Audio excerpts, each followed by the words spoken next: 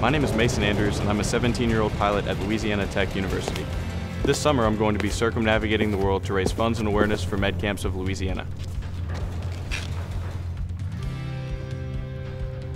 I first learned about MedCamps of Louisiana from a family friend whose son is a camper at MedCamps. He's been a camper for many years, and he's a great kid, and I decided that I wanted to be involved in this program that provides a summer camp for these children completely free of charge. MedCamps of Louisiana serves children with developmental disabilities and physical disabilities, things like Down syndrome, spina bifida, hearing, speech, and visual disorders, as well as other physical disabilities. The first time I ever took the controls of an aircraft, I was on a trip to Europe in 2013, and I went on a tandem paraglider flight. And I experienced free flight for the first time. I'd flown on airliners before, but free flight was a completely different experience for me. And I got my paraglider's license the next summer, and soon after, in 2014, I decided to start taking flying lessons. Now I would like to fly for a career, and I'm in the professional aviation program at Louisiana Tech. The first time I ever thought about breaking an aviation world record, I was talking with some friends about flying over across the Atlantic to see their family for a week on vacation.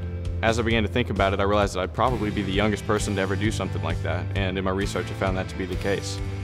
So my original plan was to fly across the Atlantic Ocean and break this world record, and I was going to do that for MedCamps as well, because MedCamps is something that's very important to me, and doing something like this with a lot of attention and a lot of outreach possible, I thought that it was a great thing to tie together. This airplane is called the Spirit of Louisiane, honoring Charles Lindbergh's Spirit of St. Louis and his 1927 solo flight across the Atlantic Ocean. I have a tremendous connection to this plane because it's the plane I've flown the most in my flying career.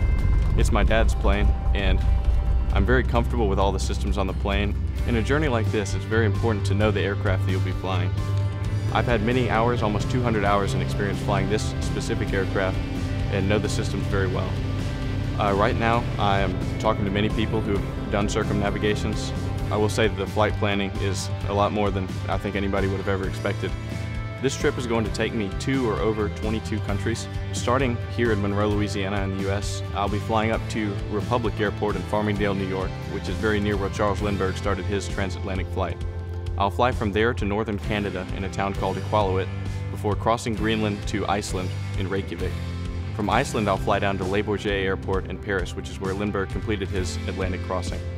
From there, I'll fly down across Italy to Cairo, Egypt, from Egypt to Muscat, Oman, from Oman across the Indian Ocean to 2 stops in India before crossing over to Kuala Lumpur, Malaysia.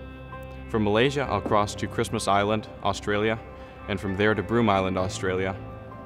I'll make 2 more stops in the mainland of Australia before leaving Australia for Fiji. From Fiji, I will cross the southern Pacific to Pago Pago, American Samoa, and up to the island of Kiribati.